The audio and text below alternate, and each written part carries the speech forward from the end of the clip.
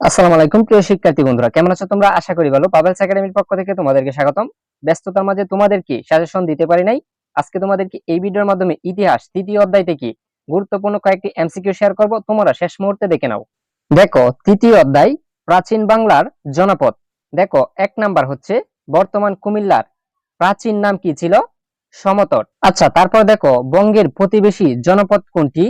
বঙ্গের প্রতিবেশী জনপদ কোনটি? সমতট। তারপর দেখো, বড় কামতা কোন জেলায় অবস্থিত?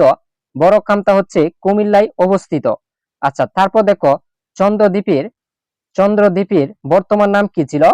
চন্দ্রদ্বীপের বর্তমান নাম বরিশাল। আচ্ছা, তারপর দেখো, অর্থশাস্ত্র গ্রন্থের লেখক কে? কুটিল্য। অর্থশাস্ত্র গ্রন্থের লেখক হচ্ছে কুটিল্য। আচ্ছা, তারপর দেখো, সপ্তম শতকে গুররাজ কে ছিলেন? সপ্তম শতকে গুররাজ কে ছিলেন? গুররাজ ছিলেন শশাঙ্ক।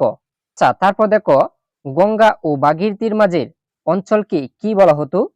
গঙ্গা ও ভাগীরথীর মাঝের অঞ্চলকে কি বলা হতো? বঙ্গ। আচ্ছা, তারপর দেখো, বর্তমান ফরিদপুর কোন প্রাচীন জনপদের অন্তর্ভুক্ত ছিল? কোন জনপদের অন্তর্ভুক্ত ছিল? বঙ্গ। আচ্ছা, তারপর দেখো, শশাঙ্কের রাজধানী কোথায় ছিল? শশাঙ্কের রাজধানী ছিল কর্ণসুবর্ণী। সুপ্রিয় শিক্ষার্থী বন্ধুরা, আমি তোমাদেরকে তৃতীয় অধ্যায় থেকে যেগুলো মোস্ট ইম্পর্টেন্ট পরীক্ষায় আসতে পারে সেগুলোই তোমাদের মাঝে শেয়ার করছি। তোমরা মনোযোগ সহকারে দেখে নাও। এই তৃতীয় অধ্যায় থেকে বহু এমসিকিউ রয়েছে, তোমাদেরকে সবগুলা দেখাবো না। যেগুলা পরীক্ষায় আসবে এবং আসতে পারে খুবই গুরুত্বপূর্ণ এগুলো এমসিকিউ তোমাদেরকে দেখাচ্ছি। দেখো, নাব্য কি? নাব্য কি? নাব্য হচ্ছে একটি স্থানের নাম। আচ্ছা, তারপর দেখো, পুণ্ড নামে জনপদটি কারা গড়ে তুলেছিল? পুণ্ড নামের জনপদটি কারা গড়ে তুলেছিল? পুণ্ড নামের জনপদটি কারা গড়ে তুলেছিল? পুণ্ড জাতি। পুণ্ড জাতি। আচ্ছা, তারপর দেখো, বৈদিক সাহিত্য কোন জাতির উল্লেখ পাওয়া যায়? বৈদিক সাহিত্য পুণ্ড জাতির উল্লেখ পাওয়া যায়। আচ্ছা, তারপর দেখো, পুণ্ড রাজ্য রাজধানী কি ছিল? পুণ্ড রাজ্য রাজধানী কি ছিল? পুণ্ড রাজ্যের রাজধানী ছিল পুণ্ডনগর।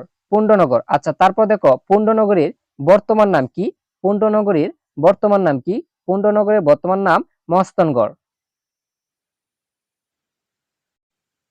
আচ্ছা, তারপর দেখো, ইংসিং কোন দেশের নাগরিক?